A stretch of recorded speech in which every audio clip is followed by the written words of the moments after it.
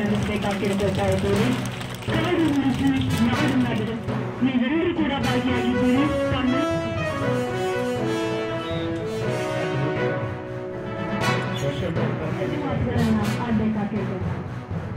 ಅವರು ಮೆರಿಟ್ ಆಧಾರದ ಮೇಲೆ ರೋಸ್ಟರ್ ಮೆರಿಟ್ ಮೇಲೆ ಪ್ರಾರಂಭ ಮಾಡಿಸಿದ್ರು. ಅವಾಗ ಶಿಕ್ಷಕರಿಗೆ ಯಾವುದೇ ಶಿಕ್ಷಕರಿಗೆ ನೇಮಕಾತಿಗೆ ಕಮಿಟಿ ತೆಗೆದುಬಿಟ್ಟು ಯಾರಿಗೊಬ್ಬರಿಗೂ ಅಧಿಕಾರ ಇರಲಿಲ್ಲ. ಮೆರಿಟ್ ಮೇಲೆ ಆಗಬೇಕು. ಅವತ್ತಿನಿಂದ 30 ವರ್ಷದಿಂದ ನಾನು ನೋಡ್ತೀನಿ. ಅದಕ್ಕೆ ಗಟ್ಟಿ ಮನಸ್ಸು ಮಾಡಿದ್ರು ನಾವು ಗೋವಿಂದಗೌಡರು ನಮ್ಮೆಲ್ಲ ಆಡಳಿತ ಪಕ್ಷದಲ್ಲೇ ಗೋವಿಂದಗೌಡರಿಂದ ಮಾಡಿದ ಮೇಲೆ ಮೆರಿಟ್ನಲ್ಲಿರ್ತಕ್ಕಂಥ ಶಿಕ್ಷಕರನ್ನ ನಮ್ಮ ಸರ್ಕಾರಿ ಶಾಲೆಗಳಿಗೆ ತಗೊಳ್ತೀವಿ. ನಾವು ತಗೊಂಡ ಉಳಿದದ್ದು ಬಿಟ್ಟದ್ದು ರಿಜೆಕ್ಟ್ ಮಾಡಿದ್ದು ಖಾಸಗಿ ಶಾಲೆ ನೀವು ಖಾಸಗಿ ಶಾಲೆಗೆ ಯಾವ ಕಾರಣಕ್ಕಾಗಿ ನಿಮ್ಮ ಮಕ್ಕಳು ಕಳಿಸ್ತಾರೆ ಅಂತ ನಮ್ಗೆ ಗೊತ್ತಿಲ್ಲ. ನೆಲ ಎಲ್ಲ ಗುಂಡಿ ಬಿದ್ದಿದೆ. ಅವರು ಯಾವಾಗಪ್ಪ ಈ ಶಾಲೆಯನ್ನು ಬಿಟ್ಟು ನಾವು ಪ್ರೈವೇಟ್ ಶಾಲೆ ಹೋಗ್ತೀವಿ ಅಂತ ತಂದೆ ತಾಯಿ ಅನಿಸ್ತಾ ಇದ್ರೆ ನಾವು ಕಳಿಸಿದ್ರೆ ಮಾತ್ರ ಖಾಸಗಿ ಶಾಲೆಗೆ ಕಳಿಸ್ಬೇಕು. ಯಾಕಂದ್ರೆ ಖಾಸಗಿ ಶಾಲೆ ಬೆಂಚಿನ ಮೇಲೆ ಕೂರಿಸ್ತಾರೆ, ಒಳ್ಳೆ ಯೂನಿಫಾರ್ಮ್ ಹಾಕೊಂಡಿರ್ತಾರೆ, ಶೂಸ್ ಹಾಕೊಂತಾರೆ, ಟೈ ಹಾಕೊಂತಾರೆ, ಇಂಗ್ಲೀಷಲ್ಲಿ ಮಾತಾಡ್ತಾರೆ. ಮಕ್ಕಳು ತಂದೆ ತಾಯಿಗೆ ಮನೆಗೆ ಇಂಗ್ಲೀಷ್ ನಾವು ಮಾತಾಡಲಿಲ್ಲ ಅಂದ್ರೂ ನಮ್ಮ ಮಕ್ಕಳು ಇಂಗ್ಲೀಷ್ ಮಾತಾಡ್ತಾರಲ್ಲ ಅನ್ನೋಂಥ ಖುಷಿ ಇರುತ್ತೆ. ಆದರೆ ಯಾವಾಗ ನಮ್ಮೂರಿನ ಶಾಲೆ ನಾವು ಅಭಿವೃದ್ಧಿಯನ್ನು ಮಾಡ್ತೇವೆ ಆವಾಗ ಮಾತ್ರ ನಮ್ಮ ಗ್ರಾಮದಲ್ಲಿರುವಂಥ ಅನೇಕ ಜನ ಮಕ್ಕಳು ಮುಂದಿನ ಕಾಲಮಾನದಲ್ಲಿ ಅವರು ಉನ್ನತ ಸ್ಥಾನಕ್ಕೆ ಹೋಗೋದಕ್ಕೆ ಅವಕಾಶ ಆಗುತ್ತೆ. ನಾಲ್ಕನೇ ನಂತರ ಏನು ಮೊಳಕೆ ಕಟ್ಟಿದ ಕಾಳುಗಳು ಅಥವಾ ಕಡಲೆ ಬೀಜವನ್ನು ನೆನೆಸಿ ಅದನ್ನ ಒಗ್ಗರಣೆ ಮಾಡಿ ಕೊಡ್ತಕ್ಕಂಥದ್ದು. ಯಾಕಂದ್ರೆ ಎಷ್ಟೋ ಮಕ್ಕಳು ಪೋಷಕಾಂಶದ ಕೊರತೆಯಿಂದ ಇವತ್ತು ಕೃಷಿಗಾಗಿ ಸರಿಯಾಗಿ ಶಿಕ್ಷಣದ ಕಡೆ ಗಮನವನ್ನು ಕೇಂದ್ರೀಕರಿಸಲಿಕ್ಕೆ ಆಗದೇ ಇರುವಂಥ ಪರಿಸ್ಥಿತಿನಲ್ಲಿ ಎಷ್ಟೋ ಮಕ್ಕಳಿದ್ದಾರೆ. ಆ ಕೊರತೆ ಇರಬಾರ್ದು ಅಂತ ಹೇಳಿ ಯಾವ ಮಗುವಿನಲ್ಲಿ ಒಳ್ಳೆಯ ದೇಹ ಇರುತ್ತೆ, ಒಳ್ಳೆಯ ಮನಸ್ಸು ಕೂಡ ಇರುತ್ತೆ. ವೈದ್ಯರಿಗೆ ಸೌಂಡ್ ಬಾಡಿ ಎನ್ನುವುದು ದೇಹ ಚೆನ್ನಾಗಿದ್ರೆ ಮನಸ್ಸು ಕೂಡ ಸ್ವಾಸ್ಥ್ಯವಾಗಿರುತ್ತೆ. ಎಲ್ಲಿ ಮನಸ್ಸು ಸ್ವಾಸ್ಥ್ಯವಾಗಿರುತ್ತೋ ಅಲ್ಲಿ ಶಿಕ್ಷಣದ ಕಡೆ ಗಮನವನ್ನು ಕೇಂದ್ರೀಕರಿಸಿ ಮಕ್ಕಳು ಸರಿಯಾದಂತಹ ಶಿಕ್ಷಣವನ್ನು ಕಲಿಯಲಿಕ್ಕೆ ಸಾಧ್ಯ ಆಗುತ್ತೆ ಅನ್ನೋ ನಿಟ್ಟಿನಲ್ಲಿ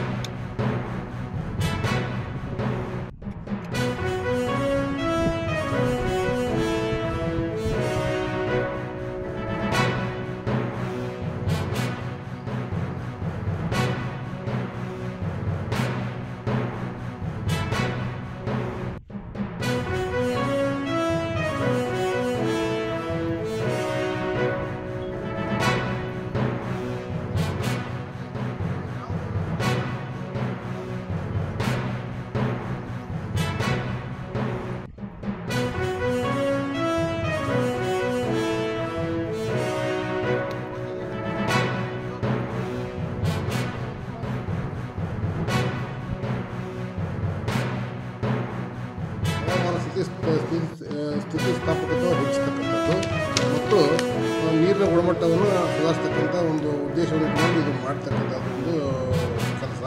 ಇದನ್ನು ವಿವಿಧ ಯೋಜನೆಗಳು, ಇದು ಗ್ರಾಮೀಣ ಉದ್ಯೋಗ ಖಾತ್ರಿ ಯೋಜನೆ ಇರ್ಬೋದು ಅಥವಾ ವಿವಿಧ ಇಲಾಖೆಗಳ ಯೋಜನೆಗಳನ್ನು ಸೇರಿಸಿಕೊಂಡು ಒಟ್ಟಾರೆಯಾಗಿ ನಾವು ನಮ್ಮ ಜಿಲ್ಲೆಯಲ್ಲಿ 11,971 ಕಾಮಗಳನ್ನು ನಾವು ಅನುಷ್ಠಾನಗೊಳಿಸಿದ್ವಿ.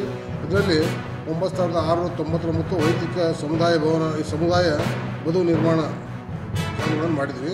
ಒಟ್ಟಾರೆ 8,000 ಹೆಕ್ಟೇರ್ ಪ್ರದೇಶದಲ್ಲಿ ನಾವು ಬದು ನಿರ್ಮಾಣ ಮಾಡ್ತಕ್ಕಂಥ ಕೆಲಸವನ್ನು ಮಾಡಿದ್ವಿ.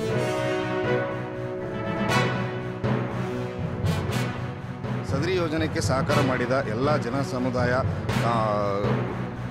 ಈ ಸಮುದಾಯಗಳಿಗೂ ಹಾಗೂ ಮತ್ತು ಮೇಲಾಧಿಕಾರಿಗಳ ನಿರ್ದೇಶನ ಮೇರೆಗೆ ಸದರಿ ಕಾಮಗಾರಿಗಳನ್ನು ಅನುಷ್ಠಾನ ಮಾಡಿ ಪರಿಣಾಮಕಾರಿಯಾಗಿ ಗದಗ ಜಿಲ್ಲೆಯಲ್ಲಿ ಅನುಷ್ಠಾನ ಮಾಡಿದ್ದಕ್ಕೆ ಎಲ್ಲರಿಗೂ ನಮಗೆ ಮಾರ್ಗದರ್ಶನವಾಗಿದೆ ಮತ್ತು ಹಾಗೂ ಮಾನ್ಯ ಸಚಿವರ ಸೂಚನೆ ಮೇರೆಗೆ ವಾಟರ್ ಕನ್ಸರ್ವೇಷನ್ ವರ್ಕ್ಗಳನ್ನು ಮತ್ತು ಗ್ರೌಂಡ್ ವಾಟರ್ ಟೇಬಲ್ ಹೈ ಮಾಡೋದ್ರಿಂದ ಸಮುದಾಯ ಪಾಲ್ಗೊಳ್ಳಿಕೆ ಹೆಚ್ಚಿಸಬೇಕು ಅಂತ ಅವರು ನಿರ್ದೇಶನ ಮೇರೆಗೆ ನಾವು ಆ ಸದರಿ ಯೋಜನೆಯನ್ನು ಯಶಸ್ವಿಗೊಳಿಸುವಲ್ಲಿ ಸಹಕಾರಿಯಾಗಿದ್ದೀವಿ. ನಮ್ಮಲ್ಲಿ ಕಳೆದ ಸಾಲಿನಲ್ಲಿ ಸುಮಾರು ಸಾವಿರಾರು ಎಕರೆ ಹೊಲಗಳಲ್ಲಿ ಈ ಬದು ನಿರ್ಮಾಣ ಕಾಮಗಾರಿಯನ್ನು ಕೈಗೊಂಡು ಇದರಿಂದ ನಮ್ಮ ರೈತರಿಗೂ ಸಹಿತ ಒಳ್ಳೆಯದಾಯಿತು, ಜೊತೆಗೆ ನಮ್ಮ ಕೂಲಿಕಾರರಿಗೂ ಸಹಿತ ಅವರಿಗೆ 100 ದಿನಗಳ ಕೂಲಿ ಕಳಲಿಕ್ಕೂ ಸಹಿತ ಸಹಾಯಕವಾಗಿದೆ. ನಾವು ಎಕರೆಗೆ 10 ರಿಂದ 15 ಕಟ್ಟೆಗಳನ್ನು ಆ ಕಟ್ಟೆಯ ಪ್ರಮಾಣದ ಆಧಾರ ಮೇಲೆ ನೀರು ಇಂಗಿಸುವ ಕೆಲಸವನ್ನು ಮಾಡಿದ್ದೀವಿ. ಇದರಿಂದ ಅಂತರ್ಜಲವನ್ನು ಹೆಚ್ಚಿಗೆಯಾಗಿ ಸಾಕಷ್ಟು ಹಸಿರೀಕರಣ ಆಗಿರೋದರಿಂದ ಕೇಂದ್ರ ಸರ್ಕಾರ ಜಲಸಂಚಯನ ಯೋಜನೆಯಡಿ ಗದಗ ಜಿಲ್ಲೆಗೆ ಒಂದು ಪ್ರಥಮ ಸ್ಥಾನ ಬರಲಿಕ್ಕೆ ಸಹಿತ ಸಾಧ್ಯ ಆಯಿತು ಅಂತ ಈ ಮೂಲಕ ನಾನು ಹೇಳಬಯಸ್ತೇನೆ.